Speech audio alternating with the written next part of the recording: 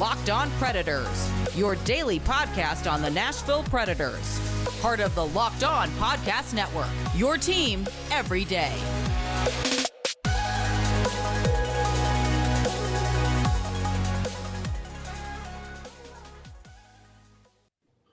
Hey guys, thank you for making Locked On Predators your first listen of the day every single day.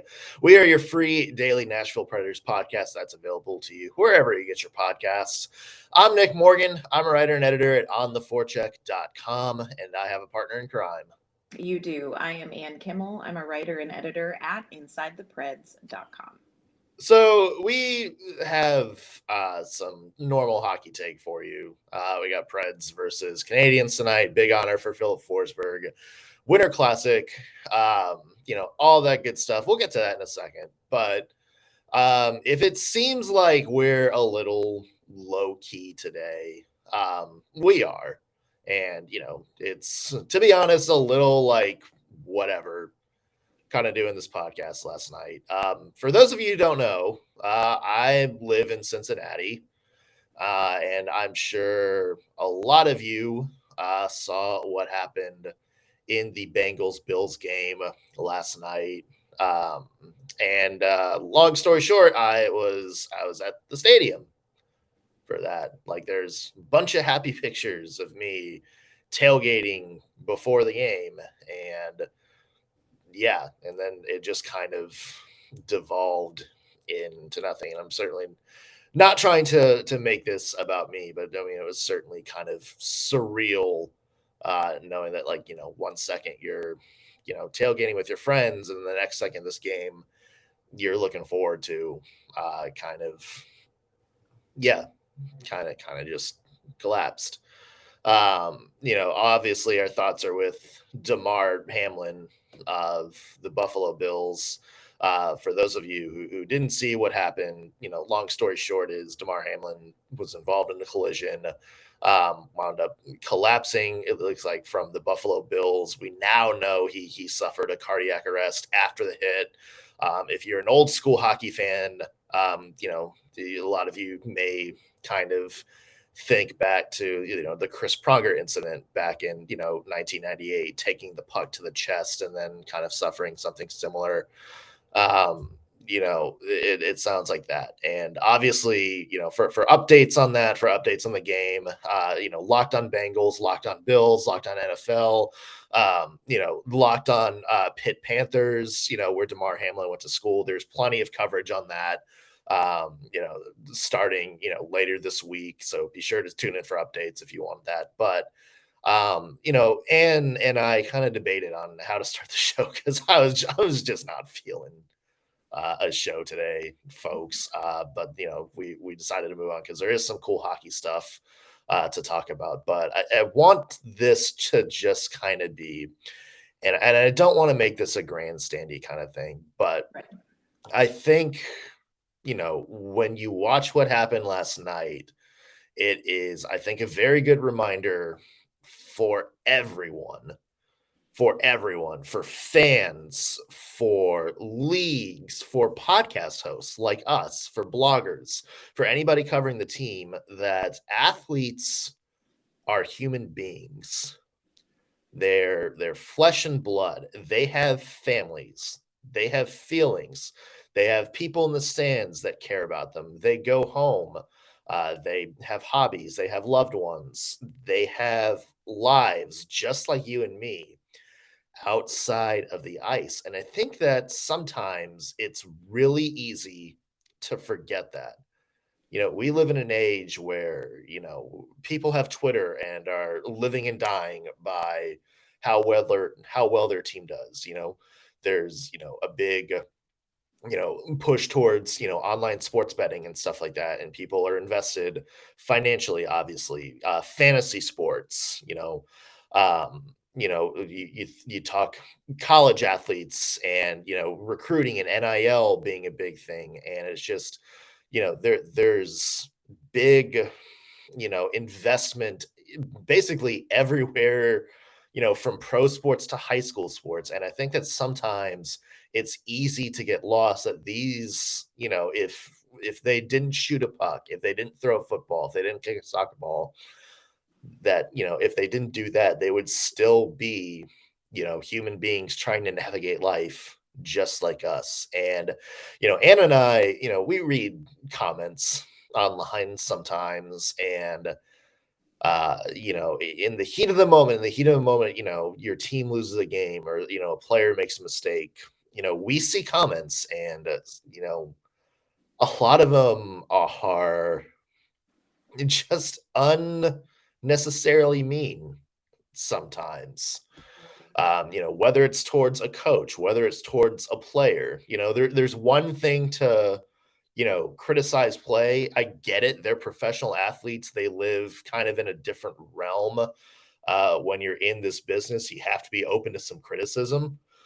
But, the stuff we see is just like beyond like normal criticism. The stuff we see is sometimes just, overly mean, like, stuff that's not like, has to do with hockey anymore. Just like, stuff about the person, stuff about them being a waste of space. And you know what? For as much as we talk about, pro athletes are tuning that out, not always, and, if you talk to any professional athlete, any pro athlete, we've heard a lot of Nashville Predators talk about this in the past.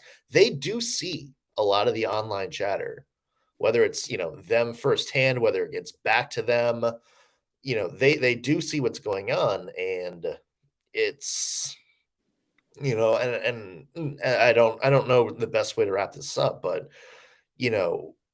it's when you see something that happened last night in Cincinnati, it's hard not to kind of correlate that to athletes overall. And you see the outpouring of support, and you see players crying, not just for their teammate, but for their friend, their buddy, that it kind of hits home that, look, these are human beings first and athletes second. Nobody is defined by their job. And I think that's a lesson that I would implore all of you to maybe practice a little bit. Whether you already do that or not, I would just ask everybody, just keep in mind that these are human beings doing a job.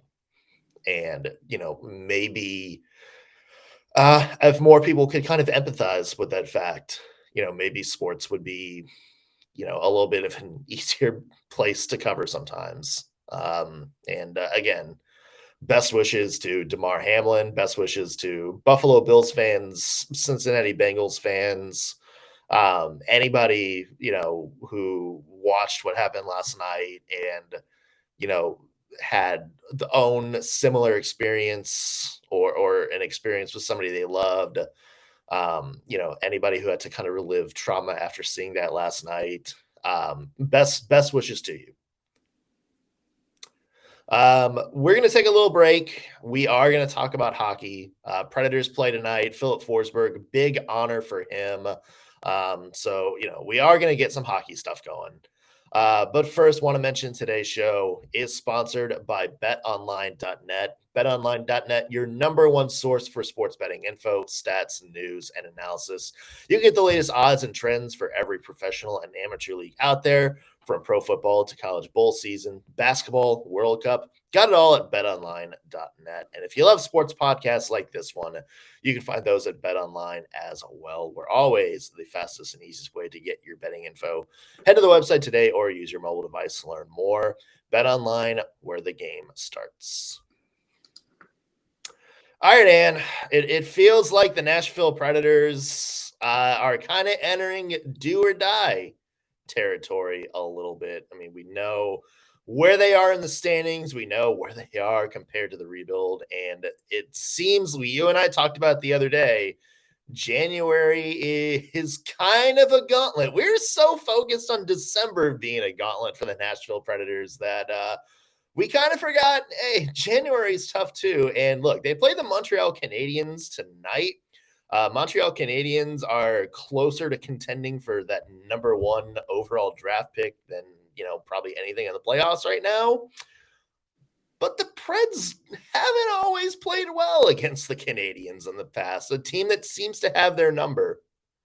Yeah, tonight is one of those games where you want to walk into it feeling really, really confident, but there's still a little bit of a like, okay, kind of a moment. So tonight would be, it's a great opportunity for the Predators. Tonight would be a really great chance for them to continue to build some momentum, to continue to clean up some things that we've seen improvements on in previous games. Tonight could be a really great opportunity for the Predators to gain a little more confidence and to be ready for this January schedule that is just as hideous, quite frankly, as the December schedule was. So tonight is a great opportunity for the Nashville Predators, but tonight is also, it is not necessarily going to be any sort of a cakewalk for them either, in the sense that, like you said, Montreal maybe has not been the most competitive team as of late, but still the Predators have sometimes had some trouble with them. They've got a lot of weapons for a team that has the record that they have, bless their hearts, as we like to say. They are 15-19-3. They are 2-7-1 in their last 10 games. So they're kind of struggling through it a little bit. Great opportunities for the Predators tonight on a number of areas of the game, but they've got to be on their game because they have Cole Caufield. We'll get to see Yuri Slafkovsky, which, for those of us who like, watching kind of the prospects and entering into the league, it'll be really interesting to sort of get a chance to see him on the ice. But Nick Suzuki, Kirby Dach, that top line, very good offensively. They've combined for 41 goals. So Nashville, this is not a game that they can look past, even though it might be tempting to look ahead in January and focus on what do we need to do for some of these top teams. You need to not overlook Montreal tonight. Yeah, and Montreal is a example of that team maybe on track for a fast rebuild because you see the core, you see a future core already there, with guys like you mentioned, Cole Caufield is, after a couple, maybe a little bit of a rough rookie year last year, starting to come into his own. Remember, everybody was kind of already handing him the Calder Trophy last year. And he struggled a great bit. And this year he's finally found his stride with 21 goals. That Kirby Dach trade is starting to look, he's had a very hit or miss year. But you do see, maybe signs of a really good middle six center.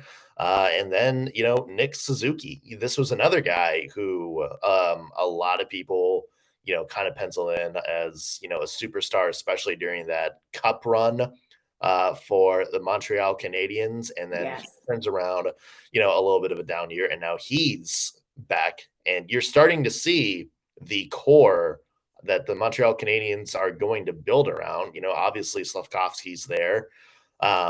So you definitely see something going for the Montreal Canadiens, and it's just a matter of who else they add to that core in the draft, what, prospects and stuff they can get, trades and whatnot. But you're seeing the building blocks there for the Montreal Canadiens. So when you talk about teams that you look at now and say, this is a team that's going to be, something to contend with, 5 years from now, if the Canadiens can keep building and maybe find some other young players around, they need to do something on defense first. Obviously, our boy Shea Weber's not there anymore. Carey Price is in the net. So, if they can find some depth up front and maybe some stuff in the back, this is going to be a tough team. Like, this is going to be a team to watch, 5-6 years down the road. Yeah, and even now, this is actually a really fun team to watch. We talked about offensively with, Cole Caufield and these weapons that they have, but you kind of hit the nail on the head when it comes to defense. This is a team that opponents are putting up a lot of goals on. They're coming off of a 9-2. I had to double check that. At 9-2 loss to the Washington Capitals. But they have had teams put up 4 or more goals against them in December. Edmonton did, Vancouver did, LA Kings, Anaheim, which Anaheim we've seen they've got a lot of offensive weapons, but Tampa Bay, Dallas, Florida, Washington. This is a team that doesn't really have, they really have to rely on goaltending, which has been okay. But defensively, they're going to need to rebuild in that area. And that's one of those opportunities, I think, for the Predators tonight is we're seeing Filip Forsberg hitting his stride, getting, his Swedish swing in. So this is a really good opportunity for some players to continue to build on that, and maybe to see some of these players that are struggling to find the back of the net to have an opportunity to kind of break through and gain some offensive momentum against them, because just defensively, bless their hearts. Yeah. Bless. Yeah. Yeah, just follow our brother Scott Matla on Twitter or our Locked On Habs friends if you want to see how that 9-2 game unfolded. You mentioned Filip Forsberg. Got some news yesterday. Filip Forsberg, #1 star of the week. He was our star in our plus minus segment yesterday. I'm not sure which one of those honors matters to him more, but I think we know. 7 points in the last 3 games. Just wait until he gets that box of Duchess cookies in the mail. Then we'll see what he values a little bit. That's right. You talk about Filip Forsberg, #1 star of the week. He is red hot right now. Mm-hmm. And you mentioned it. I agree with you. I think that is going to be the key to a game tonight is, can the big guns keep firing? Because, you look at the Canadiens goaltending, not that great. Jake Allen, their starter, sub 900 save percentage. Their backup, Sammy Mutombo, is right kind of on that line. This is an opportunity if you're the Preds to look at Matt Duchene, to look at Roman Josi, who are equally having, not at the level of Forsberg, but some decent last few games. Yes. Look at those guys and be like, you know what? If we look at this game as a confidence builder, this can be you. Like, this can be the game where you find your stride. Mm-hmm. And I think that's the key tonight is look at the Predators players that are struggling. Or have been struggling this year. Ryan Johansen is one, at least scoring wise, kind of not where he was last year. Nino Niederreiter has cooled off a lot from that hot start he had in the year. You look at somebody like Tanner Jeannot, who hasn't scored a goal in about a month and a half now. You look at that and you say, okay, I wonder if I can put these guys in position to score tonight. If I'm John Hines, I'm wondering if I put Tanner Jeannot, maybe get him, some net front power play opportunities. Yes. Or switch things up to, give Ryan Johansen, some good chances to score also on the power play, just to try to get some of these guys going a little bit. Yeah. And I think, there's going to be opportunities for that, especially on things like the power play. Because right now, Montreal, they're last in the league on their power play. Their penalty kill is also not terrific. And I think Nashville, for as poorly as they rank right now on the power play, they are finding some momentum on the man advantage recently. And so if you could plug a couple of those people in, I love the idea of Tanner Jeannot net front on the power play. We saw just brief glimpses of it in the preseason, and it hasn't kind of grown into what I had hoped it would be during the season. So that might be, like you said, a great opportunity for some of these players who really need to kind of get their game going. This could be, a game where they can do that, but they can't make careless mistakes, because Montreal is a team that will capitalize on things like turnovers in the neutral zone. Those kind of things, the Predators can't be sloppy, need good execution, and then, take advantage of the opportunity that this game gives these players. Yeah, you want to take advantage of the opportunity, because we don't want to be sitting here tomorrow talking about how the Predators lost to one of the worst teams in the NHL. And you know what? To be honest, I don't think the Montreal Canadiens fans want to be sitting here talking about that either. I think if we asked our friends at Locked On Habs, they also wouldn't mind seeing a Nashville Predators win tonight. Yes, I think they have a different plan, a different vision for their next season than maybe where the Predators are, contrary to what people want. So it may be just a full-blown, everybody's rooting one way game tonight. We'll have to see. Yeah, I see the the Nashville Predators fans who want to tank and the Montreal Canadiens fans, like that South Park episode where nobody wanted to play baseball for the summer. So they're like, yeah, you know what? We're going to lose. No, we're not. You guys are a bunch of winners. I picture that scene going on tonight. That's what's going to be happening behind the scenes tonight, 100%. We're going to talk a little bit more about Filip Forsberg and what's going on with him and get everybody ready for tonight's game. But first, we want to thank you for making Locked On Predators your first listen of the day. Now, go and make sure you check out Locked On NHL Prospects. We've been talking about Yuri Slafkovsky. We're going to be getting you ready for the NHL draft, which is coming up. Wait for it. Where's it coming up? Nashville in June, baby. So you want to be sure you're ready with all of the information on all of these prospects we're going to be talking about when that comes around. So check out Locked On NHL Prospects. It is available on YouTube and wherever you get your podcasts. I realized I pointed to Nashville, pointed us. I was like, it's coming here, and then realized was wearing a shirt with a different city. But hopefully you guys at home realize what we're going for. I'm so excited for this. We may get to cover the draft. Mm-hmm. I'm going to have to bake so many cookies. Yes. For all of these young players. I need to start baking and freezing cookies now for these youngins because they will all deserve them. Hear me out. Instead of the draft jerseys, they come out on stage. You're there, and you have like a little gingerbread man sugar cookie with their name and number on like their new team. And 100% they would want that over a jersey. Yeah, like Connor Bedard, that's got to be like what he envisioned, right? Like when he gets drafted by the Coyotes or something, just like a little Kachina frosting style thing with, Bedard on the back. And you know what? That would be amazing. Yeah. I was just thinking smaller. I was thinking when they stop by to chat with us, I would just have a plate of Duchess cookies out. But if you want me to go big, I've got time to learn some skills. I mean, it's the draft, right? We got to go big. I mean, we don't want to do it halfway. But no, I definitely think we should have Duchess cookies with us and just offer them. Yeah, exactly. One more quick thing on Forsberg, because I also want to talk about the Winter Classic last night, which a lot of people kind of forgot, and that is a reason that I want to talk about it. But one more thing on Forsberg, obviously we see he's hot. He's had a pretty hot past couple of weeks.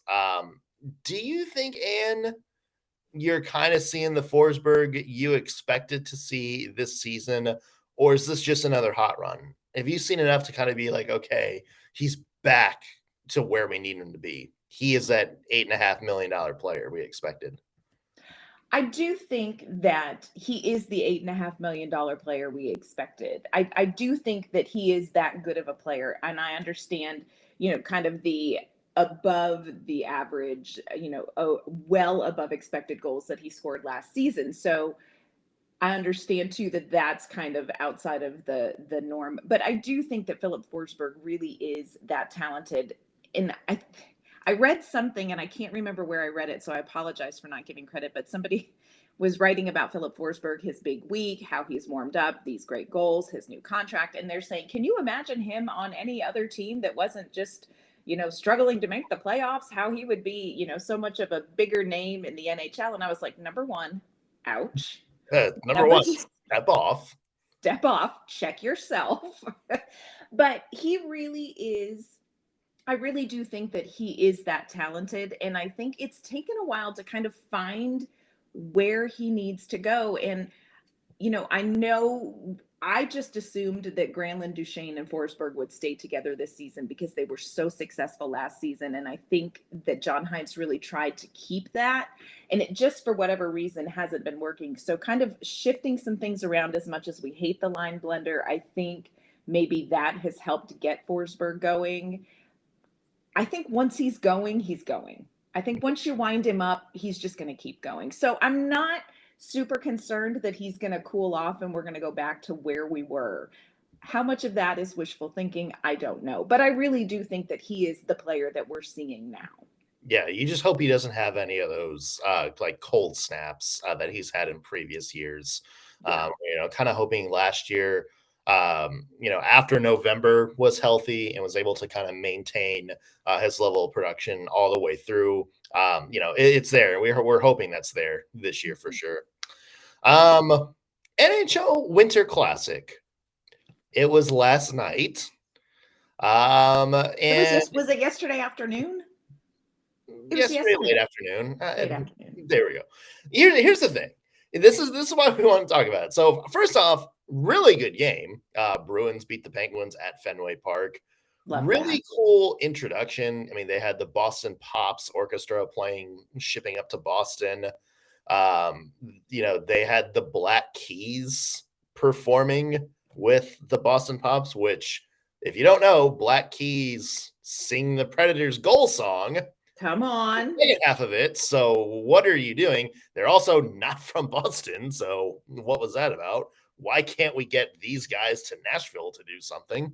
Yeah. But there's a lot of cool pomp and circumstance. The Bruins and Penguins both got off the buses going into Fenway Park in throwback baseball jerseys. Loved the Penguins had like these 80s Pirates jerseys.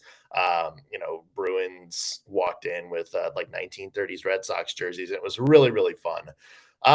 But it just seems like a lot of the buzz from the Winter Classic is gone. And I can remember those early days of the Winter Classic. The first time it was in Boston at Fenway Park. Yep, Boston's now had 20 Winter Classics. Wow. The first time it was at Fenway Park and they played the Flyers, and the first time the Red Wings played the Blackhawks at Wrigley Field. And then, of course, the big one that a lot of people remember, the Sidney Crosby shootout winner back when they played the Buffalo Sabres. Yeah. And we still see clips of that Crosby shootout winner to this day. And it seems like it was always a must-see event. That was the cool thing. The NHL would shut down and talk about it. And it just seems like that buzz is gone now, Anne.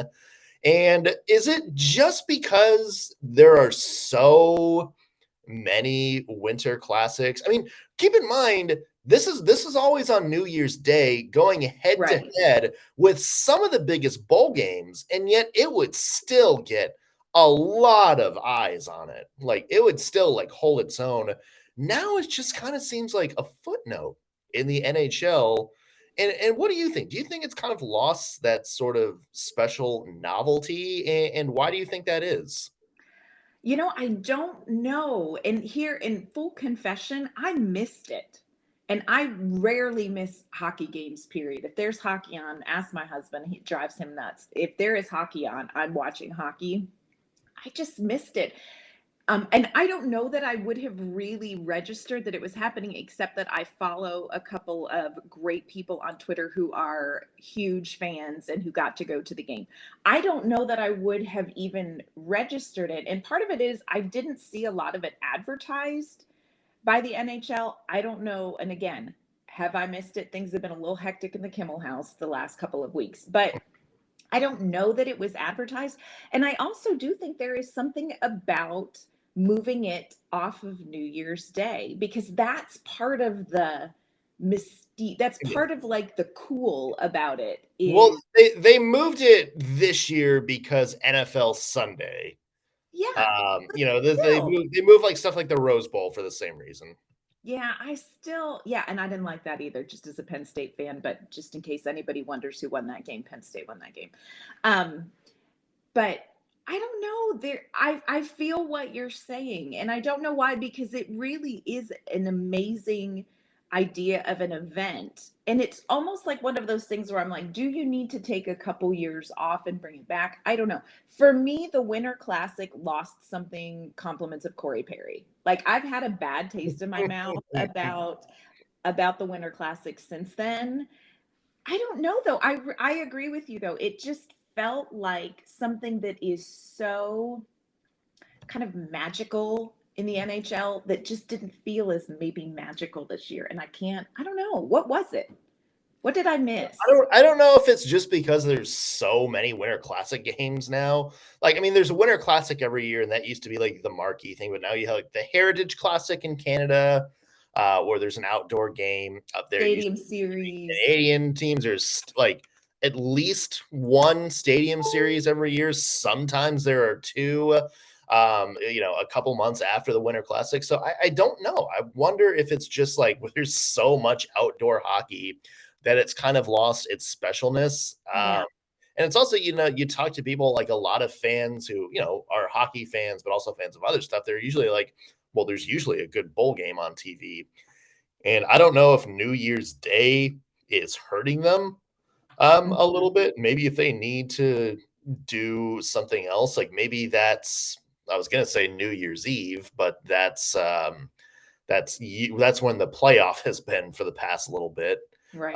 On New Year's Eve. So I don't know. Like it would maybe like a different time. Maybe they need President's Day. Yeah, maybe a different time would behoove them a little bit. It also didn't help that there's still a bunch of actually regular scheduled games last night. You had Vegas and Colorado, which was a really good game last night. Philadelphia and Anaheim last night as well. So you had some other games on top of it. So I don't know. I do think there's too many outdoor games right now. I do think they need to cut down on that. We just heard that Vegas and Seattle is going to be the Winter Classic next year. That one's at Seattle. And at the same, you love to see new markets get it. Just ask the Chicago Blackhawks. You don't want to see the same team every year. Same with the Boston Bruins now. But it's also like, Seattle versus Vancouver. It's like, is anybody really going to care about that matchup too much outside of maybe those two fan bases? Well, and I wonder about that because I was thinking about the Stadium Series, and we both went to the Stadium Series when it was here in Nashville last season, and it was an amazing experience. But I wonder if it's just, the Winter Classic, the Stadium Series are amazing experiences for people who attend them, and they've lost that something for people to watch them. I don't know. Yeah. Well, it's also like our Stadium Series. It was fun to watch, but then it was also like Predators versus Lightning, and it's like, there's not a rivalry there. There's not like some long-standing rivalry. Yeah. So I don't know. Like it's tough because you want to see like the best players, like the best matchups, the ones that you're like, this could be like a Western Conference Finals matchup, or this is like Stanley Cup, or these guys always have some kind of epic classic, or they hate each other whenever they play. You would love to see that, like when they did like.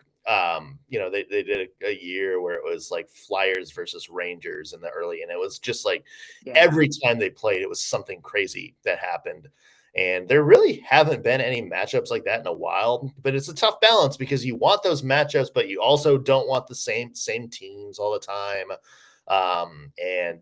Obviously, like, if we went by, what was going to be the best game or something like that, the Lightning would be involved every single year. The Bruins would obviously, they're involved every single year now, it seems like, but, and it's just, you don't want recycle, but it's also like, you kind of want a really good game. Yes. And I understand from a business perspective why they're doing something like Seattle to try to grow it. And, when we had the Winter Classic that was in Texas, maybe people thought, Southern market, it's not going to draw a lot of people. And it was a great event. So I understand from a business perspective, but I also think when you do it with a new franchise, for instance, like Seattle, you don't have that built-in rivalry yet. You don't have kind of that thing that you're talking about, that extra thing about it. So it sort of feels like, oh, it's going to be really cool. It's an outdoor game. Yeah. But it's I hope they find a way to kind of keep it fresh because, it's fun, love outdoor hockey.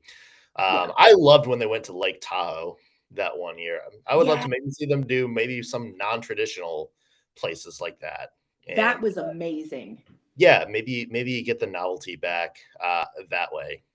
Let us know your thoughts. If you're on Twitter, tweet us at LO_Predators or leave a comment on our YouTube channel.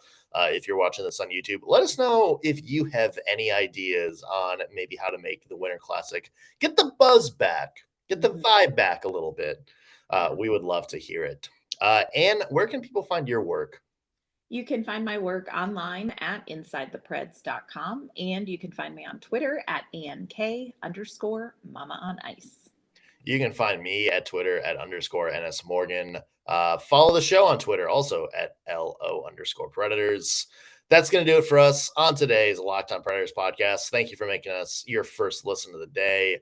However you're listening to this, whether it's your favorite podcasting platform or watching us on YouTube, be sure to hit that subscribe button so you'll always know when we have fresh content for you. We will be back tomorrow with an all-new episode. We'll see you then.